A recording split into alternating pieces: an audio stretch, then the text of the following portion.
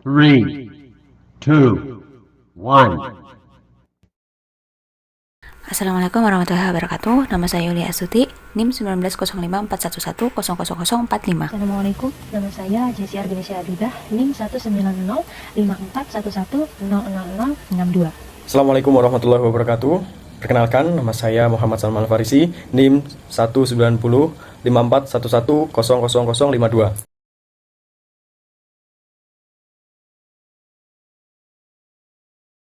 Di sini saya akan menjelaskan terkait definisi dari resiliensi. Resiliensi dapat diartikan sebagai adaptasi yang baik di bawah keadaan khusus, menurut Sander dan Lopez pada tahun 2002. Nah, menurut Sills dan Stein 2007, resiliensi ini merupakan adaptasi yang positif dalam menghadapi stres dan trauma. Resiliensi adalah pola pikir yang memungkinkan individu untuk mencari pengalaman baru dan untuk melihat kehidupannya sebagai suatu pekerjaan yang mengalami kemajuan.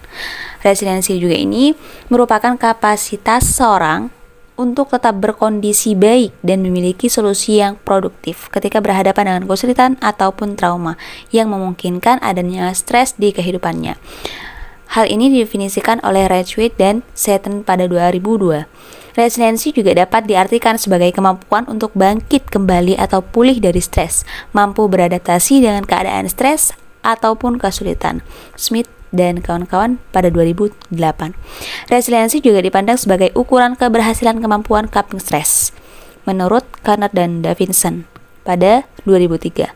Nah, berdasarkan pemaparan beberapa tokoh mengenai resiliensi, maka dapat disimpulkan bahwa resiliensi itu merupakan suatu usaha dari individu sehingga mampu beradaptasi dengan baik terhadap keadaan yang menekan, sehingga mampu untuk pulih dan berfungsi optimal dan mampu melalui kesulitan.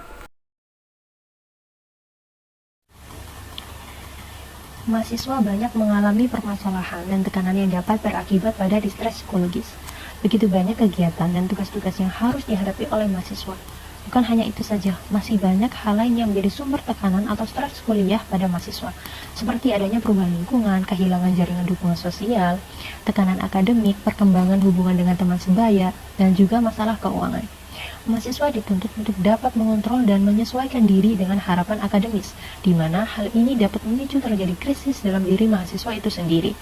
Sumber utama atau stresor seorang mahasiswa mengalami distress psikologis adalah beban kerja yang tinggi, ketidakpastian mendapatkan pekerjaan setelah lulus, persaingan dengan sesama mahasiswa, dan tingginya harapan orang tua. Miroskay dan Ross juga mengatakan bahwa dampak dari distress psikologis pada individu salah satunya berdampak buruk bagi kesehatan fisik dan mental, seperti keadaan tanpa gairah, kecemasan, depresi, dan penyakit fisik.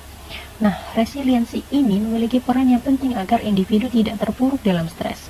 Menurut Masten, individu dapat dikatakan memiliki taraf resiliensi tinggi apabila memiliki kemampuan untuk menunjukkan pola pemulihan yang adaptif dalam menghadapi tekanan atau stres. Kemampuan resiliensi dapat ditingkatkan dengan meningkatkan berbagai faktor yang mempengaruhinya. Goldberg mengungkapkan bahwa individu dapat belajar untuk mampu merespon berbagai hambatan yang dihadapi secara resilient, dengan mengubah perasaan tidak berdaya ketika sedang berhadapan dengan tekanan menjadi kekuatan untuk berdaya. Jadi di sini saya akan menjelaskan hasil temuan dari kelompok kami berdasarkan jurnal yang telah kita temukan. Beberapa penelitian yang diadakan di Pamekasan Madura yang dilakukan pada tanggal 23 Oktober 2015 dengan jumlah subjek sebanyak 80 orang. Terdapat juga penelitian dengan judul Peran Kecerdasan Emosional dan Efikasi Terhadap Resiliensi pada mahasiswa Universitas Udayana yang sedang menyusun skripsi. Nah, kecerdasan emosional ini berperan dalam meningkatkan taraf resiliensi. Hasil penelitian dilakukan oleh Setiawati dan kawan-kawan pada tahun 2010 bahwa kecerdasan emosional merupakan salah satu faktor yang dapat meningkatkan taraf resiliensi pada siswa. Juga mendukung individu tersebut menjadi pribadi yang resilient ketika dihadapkan pada situasi yang tertekan. Efikasi diri juga merupakan salah satu faktor yang dapat mempengaruhi tinggi rendahnya resiliensi yang dimiliki oleh individu. Simpulannya, tingkat harga diri, kecerdasan emosional, efikasi diri, dan resiliensitas seseorang sangat mempengaruhi resiliensi yang dimilikannya. Baik, mungkin cukup itu yang dapat kami jelaskan. Apabila ada salah kata maupun perilaku yang kurang berkenan, mohon maaf yang sebesar-besarnya.